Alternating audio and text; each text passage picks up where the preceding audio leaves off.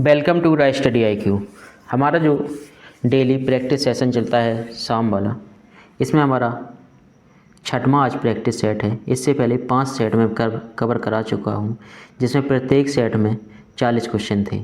आज भी कितने क्वेश्चन हैं? 40। कोशिश करूँगा वही 25 मिनट में 40 क्वेश्चन कवर हो जाएँ। तो शुरू करते हैं आज का वीडियो। अगर आपको ये सीरीज पसंद आ रही हो तो आपके जितने भी भाई बहन हैं और उनका एग्ज़ाम है, उन तक ये सीरीज पहुँचा देना, जिससे कि एग्ज़ाम में उनकी भी हेल्प हो सके। पहला क्वेश्चन है, गुड़ ना दें, गुड़ की खाली स्थान, इस लोकोक्ति को विकल्प से पूर्ण कीजिए। लड़ाई तो करें, सी बात करें, राज तो करें, रोज तो करें। सही आंसर होगा गुड़ ना दें, गुड़ की सी बात तो करें। Option number B. Question number दूसरा है, निम्न विकल्पों में से सही शब्द चुनिए। पुनर्जागरण, पुनर्जागरण, इसका क्या है? पुनर्जागरण नहीं होता, ये पुनर्जागरण लिखा है। ये क्या है? ये क्या है? पुनर्जागरण। और ये है आपका क्या? सही है ऑप्शन नंबर बी, पुनर्जागरण। ऑप्शन नंबर सी है, sorry, option number C. Question number तीसरा है, जहाँ उपमान का सौंदर्य अर्थ से निहित हो, कौन सा अलंकार कहलाता है? सही ऑप्शन होगा ऑप्शन नंबर बी, अर्थालंकार। चौथा क्वेश्चन है, दिए गए विकल्पों में स्तुति शब्द का विपरीतार्थक शब्द कौन सा है? क्या कहा जाता है? स्तुति। अगर किसी की आप स्तुति नहीं कर सकते हैं तो आप उसकी निंदा भी मत कीजिए। ऑप्शन नंबर सी।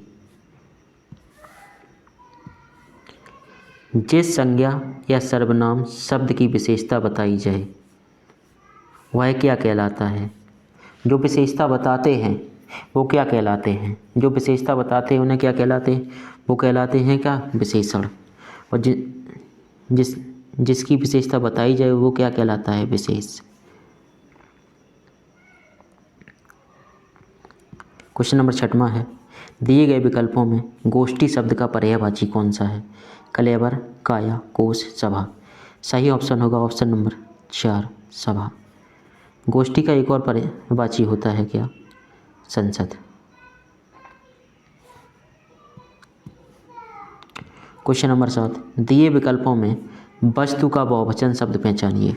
वस्तु का बहुवचन क्या होगा? इसका सही आंसर होगा ऑप्शन नंबर ए, वस्तुएं। ना कि बहुत से लोग इसमें क्या करके आएंगे? वस्तुओं, लेकिन ये गलत है। कौन सा सही को? वस्तुएं। दिए गए विकल्पों में उत्थान शब्द का विपरीतार्थक शब्द कौन सा है? उत्थान। अगर किसी का उत्थान हो रहा है, यानी कोई ऊपर जा रहा है, आज अगर कोई ऊपर जाए तो कल वो नीचे भी आएगा, नीचे भी आएगा। तो उत्थान का क्या हो जाएगा? पतन। क्वेश्चन नंबर 9 है, जहाँ किसी की बात किसी और पर डालकर कही जाए तो वहाँ कौन सा अलंकार होता है? अन्योक्ति अलंकार, असंगति, दृष्टांत, अतिशयोक्ति। अतिशयोक्ति होता है किसी बात को बड़ा चढ़ा कर कहना। इसका सही आंसर होगा क्या? अन्योक्ति अलंकार। ऑप्शन नंबर ए। देखो, जो अन्योक्ति है, अन्योक्ति का जो अर्थ होता है उसका अर्थ ही होता है क्या? अन्य के प्रति, अन्य के प्रति, अन्य के प्रति कही गई युक्ति, कही गई उक्ति, उक्ति।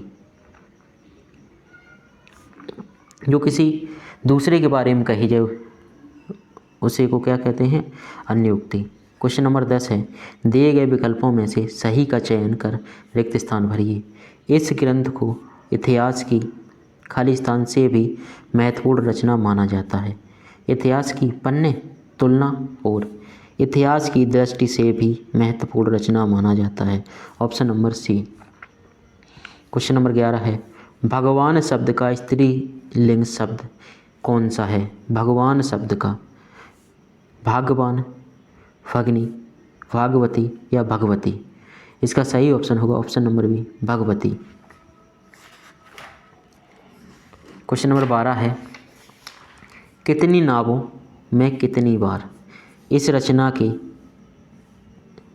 इसमें तो पूछा गया इस रचना के लिए कौन सा पुरस्कार दिया गया था, लेकिन आपको कौन सा पुरस्कार मिला था? ऑप्शन नंबर ए ज्ञानपीठ पुरस्कार। ये रचना है किनकी? ये रचना है सच्चिदानंद हीरानंद वात्स्यायन अज्ञे, जिन्हें शॉर्ट में क्या बोलते हैं? अज्ञे।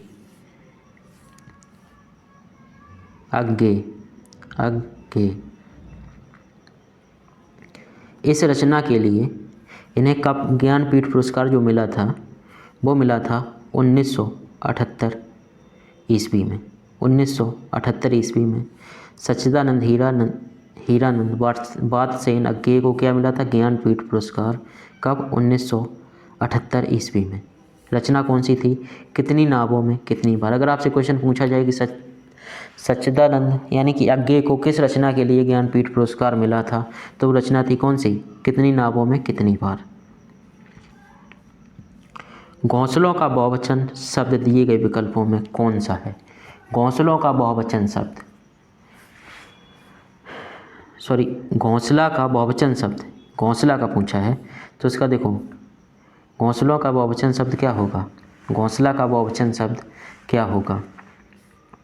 घोंसला का जो बहुवचन शब्द होगा वो होगा घोंसले, यानी कि ऑप्शन नंबर ए, ना कि घोंसलों।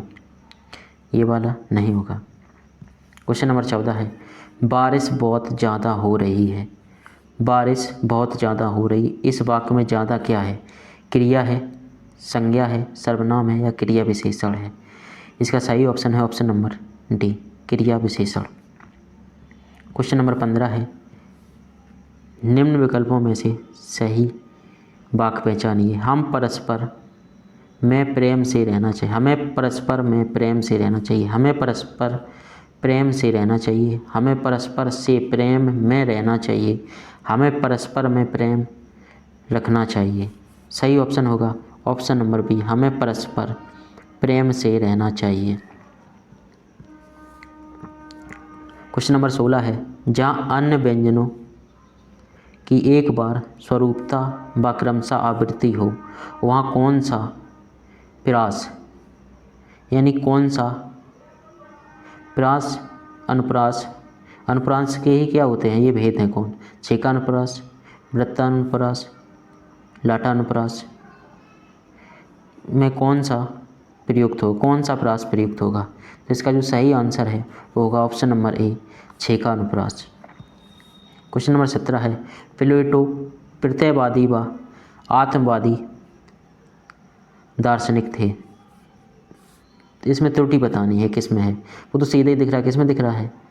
दार्शनिक में जो यहाँ पर रहा होता है वो शापर होता है, option number C. Question number 18 है, दिए विकल्पों में सही वाक्य चयन कीजिए। पद्मावत तुलसीदास की रचना है, पद्मावत जयसी की रचना है, कबीर की है या बिहारी की है? ये रचना से क्वेश्चन है, लेकिन सही कौन सा है? पद्मावत। किसकी रचना है? मलिक मोहम्मद जयसी की। क्वेश्चन नंबर 19 है, अंचल किस साहित्यकार का उपनाम है? बालकृष्ण शर्मा, बद्रीनाथ भट्ट, हरिवंश राय या रामेश्वर शुक्ल? ये उपनाम है रामेश्वर शुक्ल का। रामेश्वर शुक्ल हैं, इनका जो जन्म है वो उत्तर प्रदेश के फतेहपुर डिस्ट्रिक्ट में, फतेहपुर उत्तर प्रदेश में हुआ था। क्वेश्चन नंबर 20 है, प्रस्तुत पंक्ति को पूरा करने के लिए दिए गए विकल्पों में से सही का चयन कर रिक्त स्थान भरें। एक खाली स्थान मोतियों से जड़ा, एक क्या? एक जाल जड़ा, घड़ा जड़ा, बूंद जड़ा, एक थाल मोतियों से जड़ा, option number C. Question number अगला क्वेश्चन है, अगले में हमारा क्या गद्यांश है? इस गद्यांश में देखते हैं क्या क्वेश्चन पूछा गया है। पर्यटन आज किसका रूप धारण कर चुका है? पर्यटन आज किसका रूप धारण कर चुका है? देखते इसमें कहाँ है। पर्यटन एक उद्योग का रूप धारण कर चुका है। जो क्वेश्चन नंबर 22 है इसका सही आंसर होगा क्या? उद्योग का। किसका रूप धारण कर चुका है? उद्योग का। सही आंसर होगा ऑप्शन नंबर बी। अगला क्वेश्चन है 23, गद्यांश में पर्यटन शब्द कितनी बार आया है? इसमें आपको देखना है कि पर्यटन शब्द कितनी बार है। अब आपको गद्यांश पढ़ना है और बताना है इसमें आंसर कितनी बार पर्यटन शब्द है, क्योंकि ये वैसा क्वेश्चन नहीं है, आपको देखना है। इसमें गद्यांश में जो पर्यटन शब्द है वो आया है 5 बार। ऑप्शन नंबर बी 5 बार। क्वेश्चन नंबर 24 है, दिए गए विकल्पों में लघु शब्द का समानार्थी, यानी कि लघु का समानार्थी क्या होगा? बड़ा, दीर्घ, विशाल, छोटा। क्या होगा? ऑप्शन नंबर डी छोटा। पुराने चावल मुहावरे का सही अर्थ बताइए। इस घमंडी, शातिर, आकांक्षी, अनुभवी। इसका सही आंसर होगा ऑप्शन नंबर सी अनुभवी। क्वेश्चन नंबर 26 है, किस कवि को सोवियत लैंड नेहरू पुरस्कार से सम्मानित किया गया था? नागार्जुन, सुमित्रानंद पंत, अज्ञे, जयशंकर प्रसाद। इसका सही आंसर होगा कौन सा? Option number C. इसका सही आंसर होगा सी नहीं, इसका सही आंसर होगा ऑप्शन नंबर 20 सुमित्रानंदन पंत। नंदन पंत की एक रचना थी कौन सी? लोकायत। लोकायत रचना थी कौन सी? लोकायत। लोकायत के लिए मिला था इन्हें सोवियत लैंड नेहरू पुरस्कार। क्वेश्चन नंबर 27 है, सागर सा गंभीर हृदय हो, गिरी सा ऊंचा हो जिसका मन। इस वाक्य में कौन सा अलंकार है? उपमा अलंकार, श्लेष अलंकार, उत्प्रेक्षा, एमक। क्वेश्चन नंबर 27 का जो सही आंसर है वो है उपमा अलंकार। क्वेश्चन नंबर 28 है, दिए विकल्पों में सही का चयन कर प्रस्तुत वाक्य को पूर्ण कीजिए। रविन्द्रनाथ ठाकुर को नोबेल पुरस्कार मिलने की खाली स्थान में ब्रिटिश समाचार पत्रों में मिश्रित खाली स्थान हुई। मिलने की खुशी नहीं, समाचार मिलने के संबंध में ब्रिटिश समाचार पत्रों में मिश्रित प्रतिक्रिया हुई। ऑप्शन नंबर डी 28 का option number D. Question number 29 है, दिए गए विकल्पों में केहरी शब्द का समानार्थी शब्द कौन सा है? हिरण, कपि, मतंग। सही आंसर होगा option number D Kesari. Question number 30 है, इस घटना के बाद आज़ादी हासिल करने की इच्छा और जोर से खाली स्थान पड़ी, उमड़ पड़ी, भनक, गर्ज, गुमराह। ऑप्शन नंबर 1 उमड़ पड़ी। क्वेश्चन नंबर 31 है, इनमें कौन सी कृति कवि सूरदास की नहीं है? यानी कौन सी रचना है वो सूरदास की नहीं है? सूरसागर, साहित्य लहरी, सूर सारावली। ऑप्शन नंबर बी सुंदर विलास। जो सुंदर विलास रचना है ये सूरदास की नहीं है, ये रचना किसकी है? सुंदरदास। सुंदरदास। सूरविलास किसकी रचना है? सुंदरदास की। क्वेश्चन नंबर 32 है, थोथा खाली स्थान बाजे। ये आपकी क्या है? लोकोक्ति है। थोथा चना बाजे घना। ऑप्शन नंबर डी थोथा चना बाजे घना। क्वेश्चन नंबर 33 है, शायद कल परीक्षा का परिणाम घोषित हो। क्या है? संभावना है। इस वाक्य में संभावना है कब? कल की। तो इसमें क्या होगा? संभाव्य भविष्य। क्वेश्चन नंबर 33 का होगा संभाव्य भविष्य। क्वेश्चन नंबर 34 है, निष्कवच उपन्यास किस लेखक की कृति है? राजी सेठ, शिवानी, कृष्णा सोबती, अमृता प्रीतम। तो इसका जो सही आंसर है वो होगा ऑप्शन नंबर ए राजी सेठ। इनकी जो अन्य कृतियाँ हैं किनकी? राजी सेठ की, वो हैं खाली लिफाफा, खाली लिफाफा, और एक है भारतीय कहानियाँ, भारतीय कहानियाँ।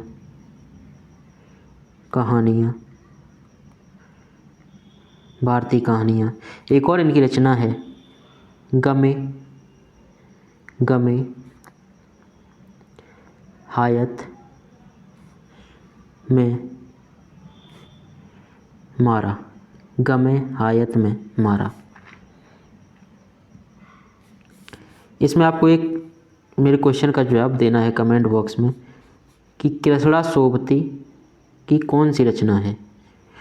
अगर आपने अभी तक रेगुलर हमारा वीडियो अटेंड किया है तो ये क्वेश्चन प्रीवियस में आया हुआ है। इसका जवाब आपको कमेंट बॉक्स में देना है कि कृष्णा सोबती की क्या रचना है। दिए गए विकल्पों में किस शब्द का बहुवचन रचनाएं हैं, यानी कि किस शब्द का बहुवचन रचनाएं होता है। रचयिता का, रचनाओं का, रचना का या रचना का। ऑप्शन नंबर डी रचना। क्वेश्चन नंबर 36 है, दिए विकल्पों में अरण्य शब्द का समानार्थी शब्द कौन सा है। सदन, वरण, वारण, पावक या कानन। तो इसका सही आंसर होगा ऑप्शन नंबर सी कानन। अरण्य माने क्या होता है, जंगल। आपने इतिहास में पढ़े हुए क्या, अरण्यक, जिनकी रचना कहाँ हुई थी, जंगल में। इसमें सदन है, सदन। सदन का अगर पर्यायवाची आपसे पूछा जाए, सदन का पर्यायवाची क्या होगा। सदन का पर्यायवाची होता है क्या, घर। सदन का पर्यायवाची क्या होता है, घर। और इसके अरण्य का पर्यायवाची एक और होता है क्या, इसे विपिन, विपिन। और जंगल अभी बताया था। क्वेश्चन नंबर 37 है, निम्नलिखित में प्राचीन भारतीय आर्य भाषा कौन सी है। प्राकृत, पाली, अपभ्रंश, वैदिक, संस्कृत। सही आंसर है ऑप्शन डी वैदिक संस्कृत। क्वेश्चन नंबर 38 है, दिए विकल्पों में प्रस्तुत सही वाक्य। इसमें आपको खाली स्थान भरना है। गणेश जी महाभारत लिखने के लिए तैयार हो गए, खाली स्थान। उन्होंने शर्त रखी कि कलम एक बार उठा लेने के बाद काव्य होने तक वे बीच में नहीं रुकेंगे। क्या, काव्य घोषित, अघोष, कंपन, नहीं, काव्य समाप्त होने। तो कौन सा है, समाप्त एक ही जगह था, किंतु उन्होंने शर्त रखी कि कलम एक बार उठा लेने के बाद काव्य समाप्त होने तक भी बीच में नहीं रुकेंगे। क्वेश्चन नंबर 39 है, जंगल जहाँ शुरू होता है, जंगल जहाँ शुरू होता है उपन्यास के रचयिता कौन है। जंगल जहाँ शुरू होता है कि उपन्यास के रचयिता कौन है। संजीव, राजेंद्र यादव, भीष्म साहनी। इसका सही आंसर है वो है संजीव, संजीव। इनकी और रचनाएं हैं संजीव की, गुफा, का आदमी, का आदमी। एक और है इनकी सूत्रधार, सूत्रधार, सर्कस, सर्कस।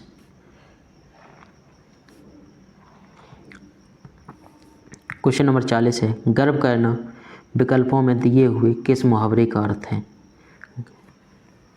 ऐंठ कर चलना, दिन काटना, डेग हाँकना, ओले पड़ना। सही ऑप्शन ऑप्शन नंबर ए ऐंठ कर चलना। अच्छा, पिछले क्वेश्चन था जो 39 नंबर क्वेश्चन था, उसमें आपको मेरे एक सवाल का जवाब देना है, क्योंकि अगर आप ये भी तो देखना है आप कितना पढ़ रहे हैं। आपको कमेंट बॉक्स में एक और जवाब देना है कि नरेंद्र कोहली हैं, जो नरेंद्र कोहली हैं, इनकी वो कौन सी रचना थी। नरेंद्र कोहली की ऐसी कौन सी रचना थी जिनके लिए इन्हें व्यास पुरस्कार मिला था।